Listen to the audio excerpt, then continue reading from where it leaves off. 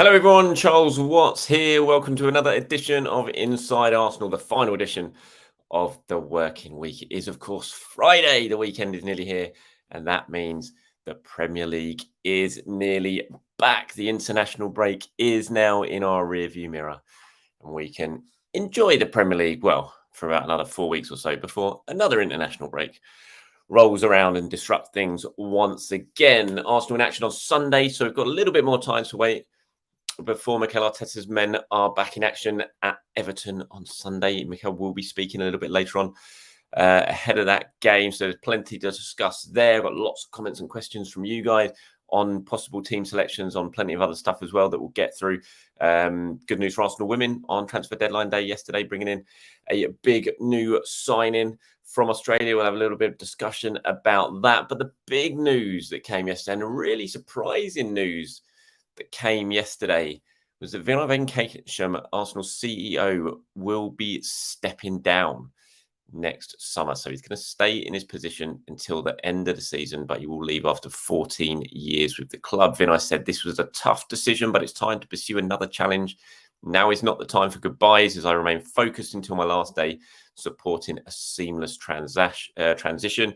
Josh Kroenke saying the board is fully supportive of Vinai's desire to pursue his next challenge. While it's business as usual for everyone focused on the season ahead, we'd like to take this moment to thank him for his contribution and long service. Vinai will always be a part of the Arsenal family and always welcome back at Emirates Stadium. Change and succession is something the club is well prepared for. The board remains committed to our strategy, and we will address leadership change as we continue to drive the club forward. So comments from Vinai and from Josh Kroenke there about the departure. I've had quite a lot of questions. People saying, what does this mean? What does it mean to Arsenal? Is it going to change things? How disruptive is it going to be? First of all, in terms of Vinai himself, now I like Vinai, and the times I've met him, the times I've spoken to him, he's a really nice guy. He's really approachable. He's just, I'm not really sure what else to say about him. He is just a nice guy. You kind of meet some of these club executives and they're a bit standoffish. They don't really want to talk and chat. They don't feel very sort of approachable, but Vinai's completely different. He's really happy to come and have a chat. He's just genuinely nice, and that's how he comes across. And so from that point of view, I mean, that doesn't mean he's good at his job or anything. It just means he's nice. But for I think certainly when you see the reaction of, say, the Arsenal Supporters Trust and people like that who have to deal with, people like Vinai on, a fairly regular basis through their sort of relationship with the club and the work that they do, I think they're certainly going to miss him. He's very sort of welcoming in terms of fan groups, and he tries to get them involved, and he listens. Tries to be part of the conversation with fan groups, and that's not always easy when you're in a club. So I think people like them are certainly going to miss him. I think from a football point of view, from an Arsenal point of view, this isn't going to disrupt things too much. Vinai is not, although he's a CEO, the football side of things is very much run by, obviously Mikel sort of sets a tone. You got Edu, Josh Kroenke's heavily involved, and then there's Tim Lewis, who's a really important figure at Arsenal, who's becoming increasingly more influential. And so I don't really look at Vinai's impending departure. He's obviously still going to be here for another season. I don't think there's anything sort of to worry about on the football side of things, because it's just that's not really him. He's been good on the business side of things, and he will need to be replaced, no doubt about it. But when you kind of look at what Tim Lewis does and the sort of role he's taken, obviously he's appointed onto the board as well fairly recently. Tim Lewis, his star has been rising at Arsenal in terms of exactly what he's been asked to do, how much he's trusted by the Kroenkes.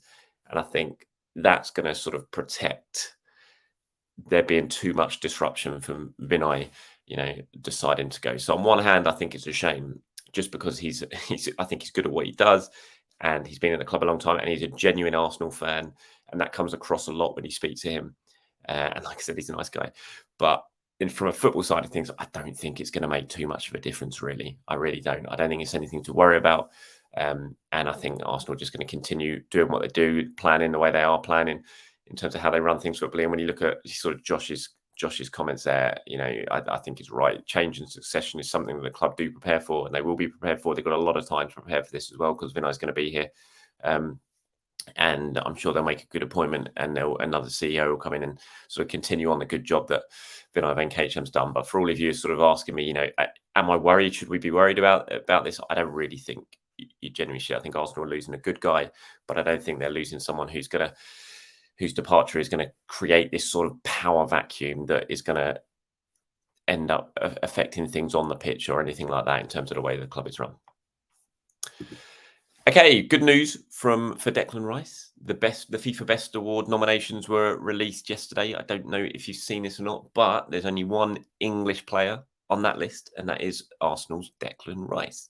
Admittedly, probably because of his performances for West Ham in helping them win the Conference League last season. But you see here, if you're watching on the screen, you can see there on FIFA's sort of website says won the 2022-23 UEFA Conference League, named 2022-23 Conference League Player of the Season, named in the 2022 UEFA Conference League Team of the Season. So I'm not sure Arsenal can take too much credit for this, but again, it shows the quality of player that they have signed in Declan Rice. So he's one of the players on the men's list. On the women's list as well, there's a couple there. Caitlin Ford is named.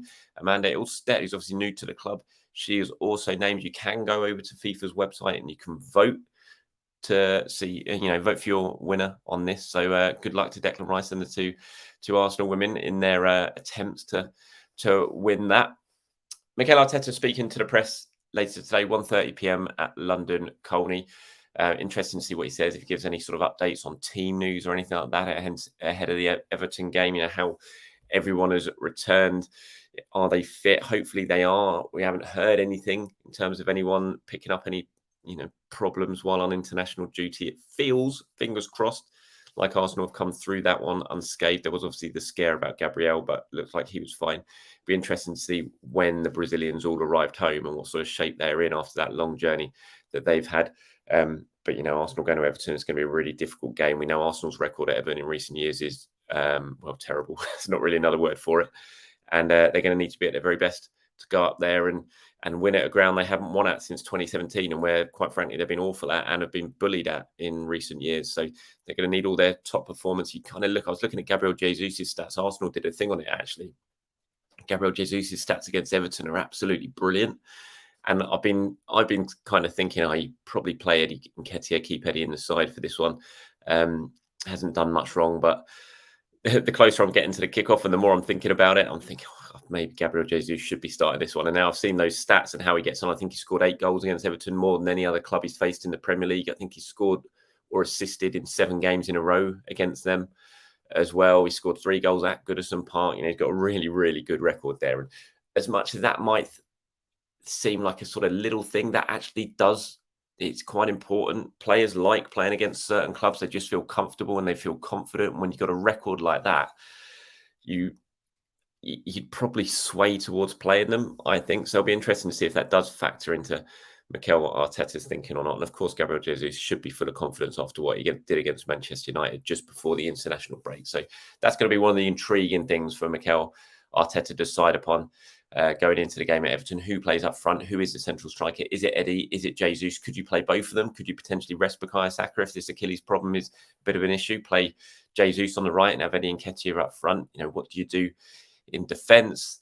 What do you do with Kai Havertz? There's plenty of decisions for Mikel Arteta to make, and I'm sure we'll be quizzed on plenty of those at today's press conference at London Colney, which 1:30 p.m. So keep your eyes peeled for that.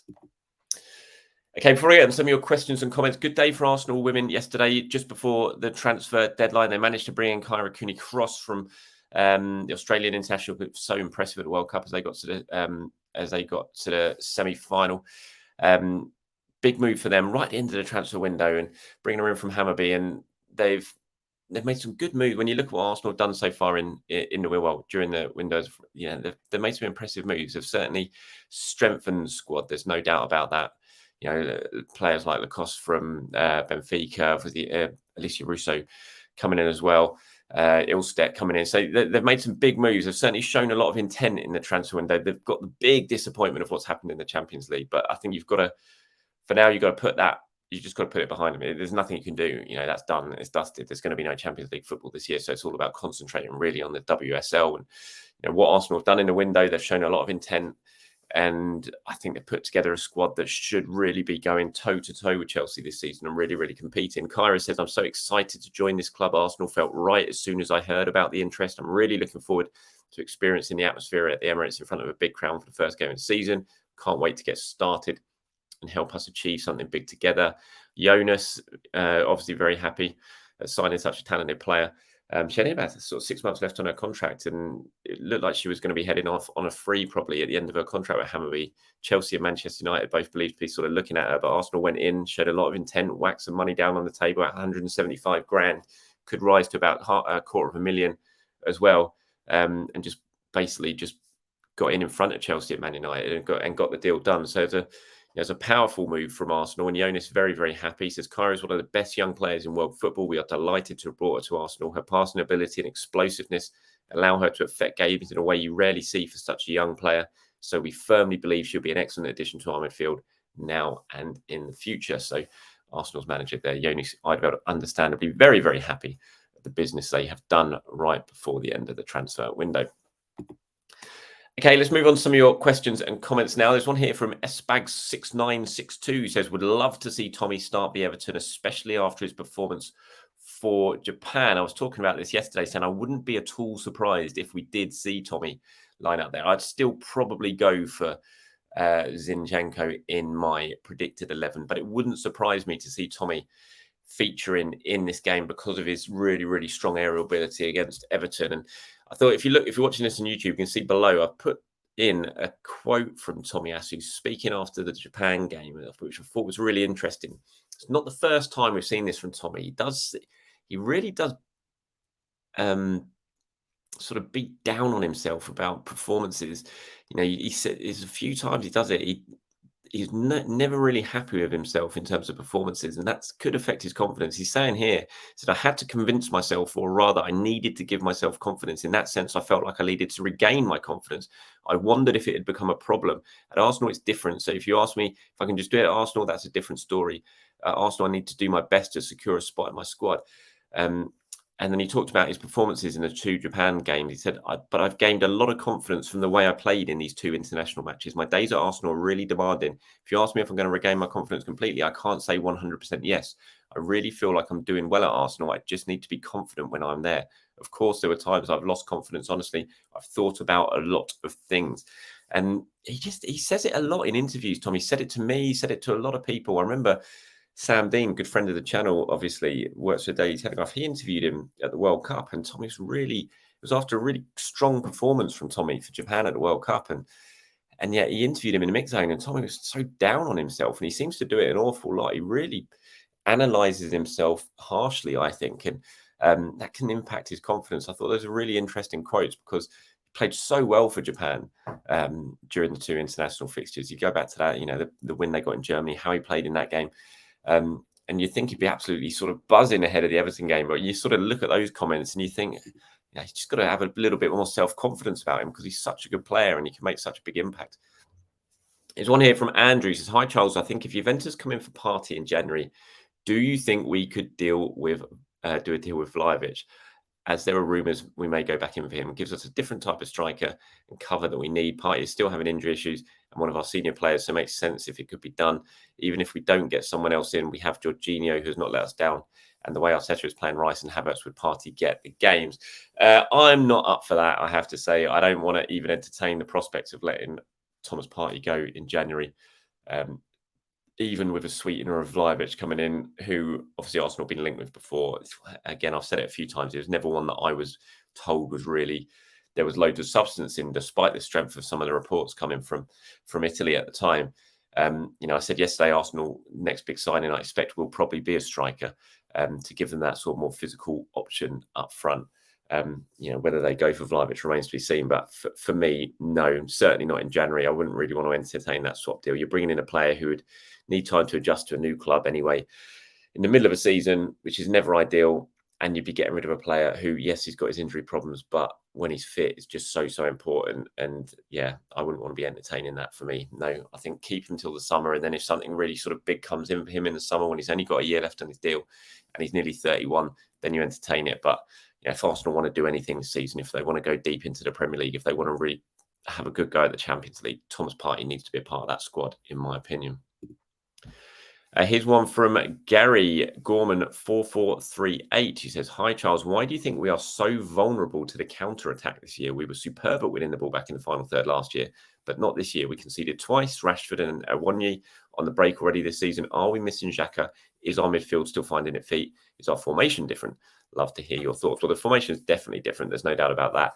But I'm not sure it's really something I've noticed that Arsenal have been more susceptible to this season. Of course, they've conceded those goals that you highlighted, but I think your one is slightly different because that was on the back of a corner, and it was an unbelievable run by, I've forgotten his name now, who set up the goal. Who was it? Something you can all remind me in the comments below. It's a former Man United guy, wasn't it? Which is unbelievable pace to get down the left in that Notts Forest game. And it was from a corner, so it's slightly different. Obviously, the United won. Arsenal lost the ball high up the pitch. Kai Havertz giving it away, and then they got picked off. But you think back to last season at Old Trafford, Arsenal got picked off twice on the counter attack by actually all three times pretty much. I think all three goals in that game were counter attack, but certainly the two Rashford ones at the end. I can think of plenty of other examples of times they got caught on the counter. I go back to that Bournemouth game, which they won 3-2. Reece Nelson, I remember Aaron Ramsdale making a brilliant save from Dom Solanke when Arsenal got picked off on the counter. So I don't think it's something necessarily that I've noticed this season Arsenal got any worse at. I think they've always been a bit susceptible to the counter because of the way they play and how much possession they have in the opposition's half and how they sort of push forward as well against a low block. If there is a turnover, they are just going to get caught out a little bit, and then they are going to be prone to being done on the counter attack. I just think that's something that sort of comes with the territory, the way that Arsenal play. So although the formation is different, I don't really think it's made much of an impact. I don't think losing Xhaka has made too much of an impact either because he played so high up the pitch last season. Anyway, Thomas Partey was left isolated all the time really in front of the back four. I don't think Xhaka gave too much extra defensive solidarity to Arsenal last year than they're getting this season. Here's one from Sealord and from Arsenal OG that I thought I'd pair together. Sealord says, interesting video, Charles. I've seen people say Arteta has to rotate more, but then we need to play our best 11 against Everton. Given PSV is our first CL game in 6.5 years and Spurs next weekend, when do we rotate? Would you be up for saying which starting 11 you would have for each of the next 3 games, Charles, to show what you might do? Oh, God, that's going to be hard. I should have thought about that before bringing it up. And then Arsenal OG says, we should rest Saka for Spurs versus Everton. For me, we should start Ramsdale, White, Saliba, Gabriel, Zinchenko, Rice, Odegaard, Vieira, Martinelli, Jesus, and Trossard. It's going to be really interesting to see what Mikel does. Personally, I would, if I'm going to rotate anyone in any of these 3 games, I'd be rotating a little bit against PSV. I think you got a little bit more room to manoeuvre against PSV, especially at the fact Arsenal are at home. I think the Premier League is so intense. Any drop points are so costly in the Premier League. I think for now, kind of look at that Champions League group. And yes, you've got to get off to a good start. No doubt about it. You've got to win these games, and PSV are going to be no pushovers. They proved that last season in the Europa League. But I would be more tempted to play the likes of Trossard, Vieira, even Jorginho, players like that against PSV than I would certainly against Everton. I'd be going full strength against Everton, I have to say. And then you've got a week to recover for Spurs. And if I was going to make any changes, I'd be making them in the Champions League game, I think. And, I think the quality of Arsenal's changes there, they're not going to lessen the players, the sort of quality too much. If you bring in a Trossard, if you potentially don't start Jesus against Everton because as you're still easing him back in, you can play him on Wednesday night, and then you could even play him against Spurs as well. So, but I just think this Everton game's so important for Arsenal. They've got to build on the momentum of the Man United win. They've got to come back after international break and get 3 points. I think that's so important. You can't be resting players against Everton. And I think PSV gives you slightly more room for manoeuvre to do that. So, yeah. And Arsenal OG, your comment there on your starting 11. White, Saliba, Gabriel, Zinchenko, Rice, Odegaard, Vieira, Martinelli, Jesus, and Trossard. Interesting one. I'd be starting Saka, I have to say. If Saka's all right, and I think he will be, I think you start Saka against Everton. Right, and that's it from me, everyone. Thank you very much for watching. As always, anything you've agreed with, disagreed with, let me know in the comments below. You got a question, you got any Arsenal opinion to ask and to say, again, put them in the comments below, and I'll try and include some of them in tomorrow's video as we really start to turn our attention towards that Everton game at the weekend. Remember, Mikel Arteta speaking today at 1:30 p.m, so we'll have some fresh comments from the manager ahead of that match, hopefully some team news and some updates on stuff like that. So keep your eyes peeled. 1:30 p.m. at London Colney. Until then, everyone, have a very good end to your week. Have a great Friday evening. I'll speak to you soon.